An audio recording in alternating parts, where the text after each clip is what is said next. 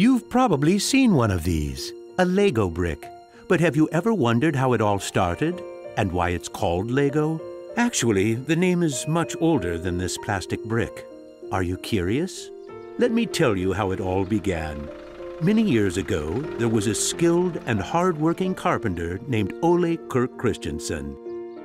Ole was a respected carpenter with his own company, but times were hard, so he didn't have much money and had to dismiss his last worker.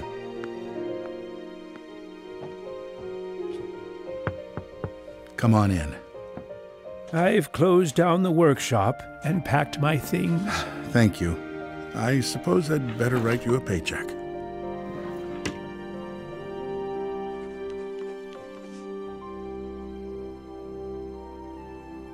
Take care.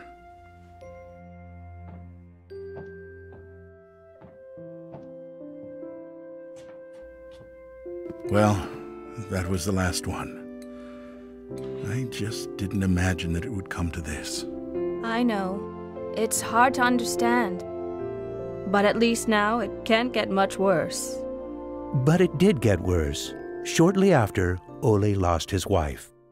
But Ole was a special person. He wasn't the type that gave up. And with the responsibility of his 4 sons, he had to think of something.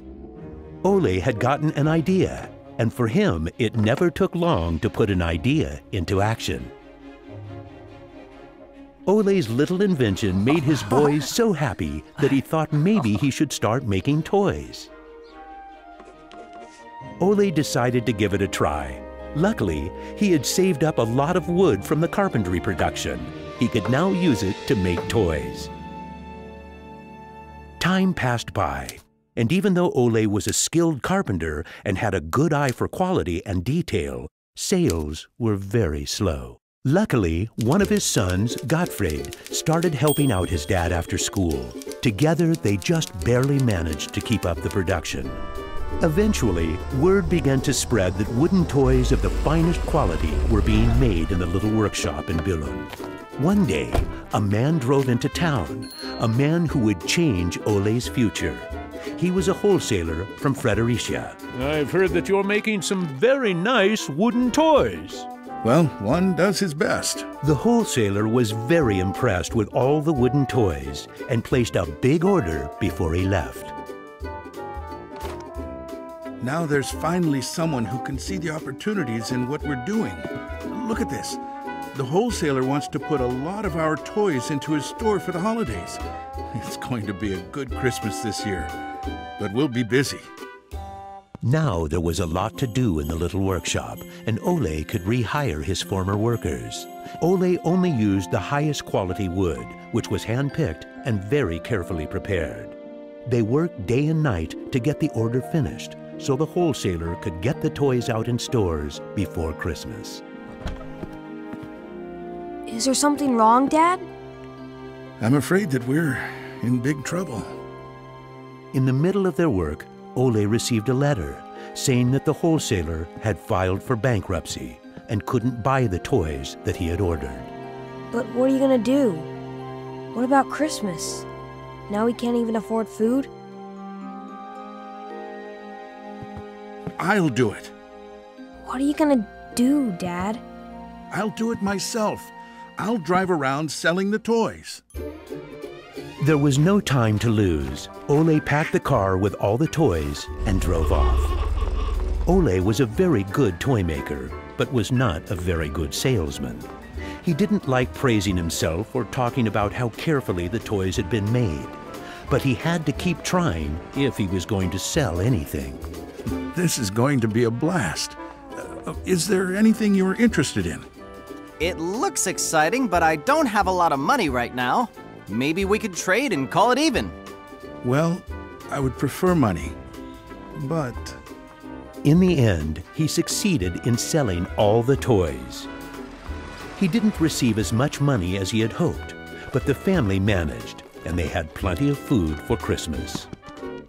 Time passed by, but the toys didn't sell as quickly as they had expected. Ole thought perhaps the company needed a good name. What should it be? It has to be a short word. I want it to convey playing well. In Danish, playing well is called leg godt. What should it be? What should it be? Yeah, if only I could get some sort of a sign.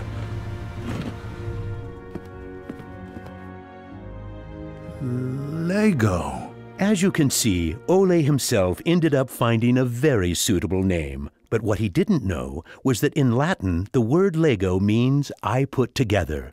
The name Lego was well received, and the company slowly started to move forward. We have made 3,000 crowns this year, and we have more orders than usual. Did you say 3,000 crowns? Then you need to see what I've been looking at.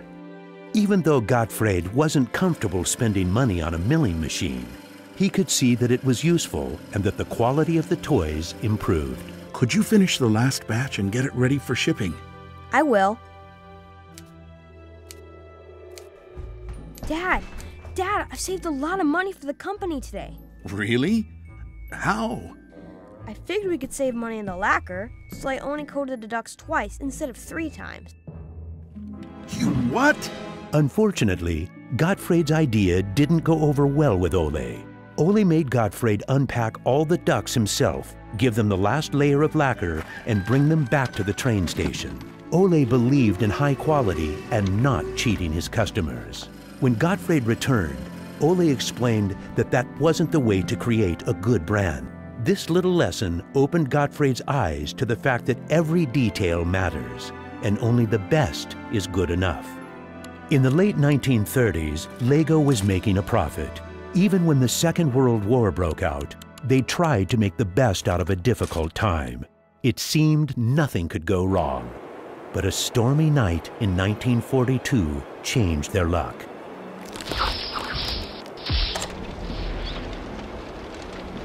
There's a fire! The workshop is on fire! But when the firemen arrived, they were unable to save the workshop. It burned to the ground, and all the drawings and models were destroyed. Ole was beginning to lose hope.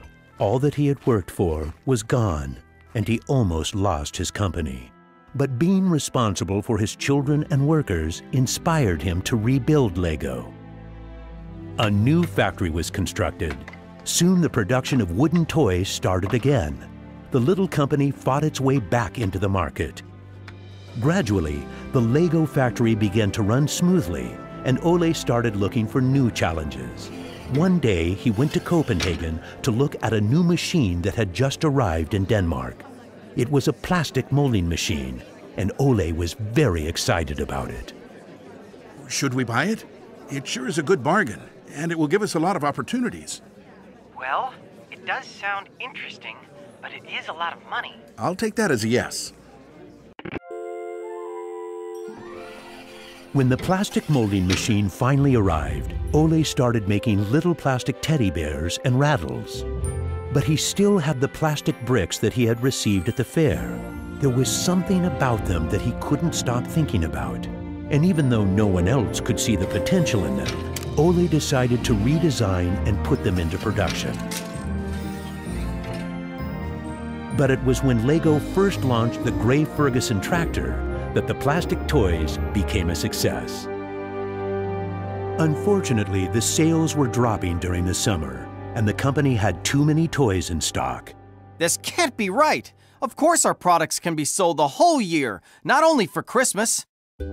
Gottfried decided that he would go out and sell the toys himself. Gottfried brought his wife Edith as company and moral support. If you can't get cash, then we need butter and eggs. Well, it wasn't that bad. Gottfried was a success in his trip around the country, which helped Lego to get out of its financial crisis. They reached home just in time for Ole's birthday party. Ole turned 60, and the whole family was gathered to celebrate with him. Well, I guess it was a long trip around the country. Hey, I got an idea. Listen. What about a picture with the 3 generations? Everyone thought that was a good idea, and we were placed on the sofa with all the presents and flowers around us. On a business trip to England, Gottfried met the head of a big shopping center on his way home. They discussed the toy industry, and the conversation would be very important to the future of Lego. Damn this industry. I just think that toys are no good nowadays. What do you mean? I think they're working very well. Oh, they work fine, sure, but there's no system in anything. System? System? There isn't any system. What in the world are you doing, Gottfried? There isn't any system. The toys need an idea and a system built around it. I want to put system into play. Children have only been offered ready-made solutions. They need something different that will strengthen their imagination and creativity. So you're trying to put Lego into a system? Interesting. That same year, Lego started producing the first Lego system of play. Children could now build houses from the Lego bricks. The town plan gave play a realistic town setting, and with this, children learned about traffic safety. My sisters and I could play with the new Lego system for hours. Some people said we were the luckiest children in the world because we grew up in a toy factory. It was a huge breakthrough, and Gottfried decided to try selling it outside of Denmark. The system of play was so popular that they managed to sell it to many countries. Look what I just built! That is really nice, Kel. Even though Lego was meant for only building houses, there was still a lot of opportunities. There was just one problem. I can't lift it up. It keeps falling apart. That made Gottfried wonder. He wanted to find a way to make the Lego bricks stick together, but that was easier said than done. Gottfried noticed that the Lego bricks got a better clutch power with tubes inside. Now it was no longer just bricks, but a whole construction system with endless possibilities. This was groundbreaking for the Lego product. With a child's imagination, Lego could be anything in the world, over and over again. The imagination is the limit. Look, Dad! Now I can build everything! Unfortunately, Ole never got to see how successful the little brick actually became. Gottfried was left on his own, and he had to go through another fire at Lego that destroyed most of the wood production. Just like his father, Gottfried knew that he had to try to get the best out of any situation and never give up. Gottfried took the hard times with his head held high. As sales grew, the company also got bigger. He had to think ahead, and he decided not to resume the production of wooden toys and to only focus on the Lego system. It turned out to be a great decision. Many new models were built, and Lego got stronger in the toy industry. Sir, which one of these do you think is the best? That one. Even though it got busier at Lego, Gottfried still had bigger plans. Now he wanted to build an airport, so it would be easier to sell his toys to the whole world. Like father, like son. It didn't take long to put his idea into action. Only 3 years later, Billund Airport was opened. The many guests and business connections who visited the company always wanted to see the modeling department. Gradually, it got so crowded that it was hard for the employees to keep up their work.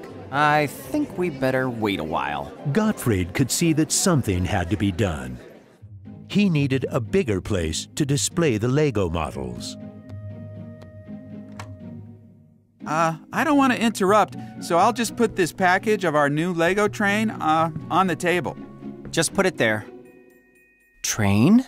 The idea grew quickly from an exhibition room to an amusement park. And then we could have a tower so you could look over the whole park from above, the whole town. It will be a land made out of Lego. Legoland! Well, it looks interesting, but how many visitors are you actually counting on? Well, I guess, 200, 300,000? 300,000! Even though it sounded like a lot, my dad was actually pretty far off the mark. There were 600,000 guests the very first year. My family and I were there to greet the guests. We've kept up this tradition ever since.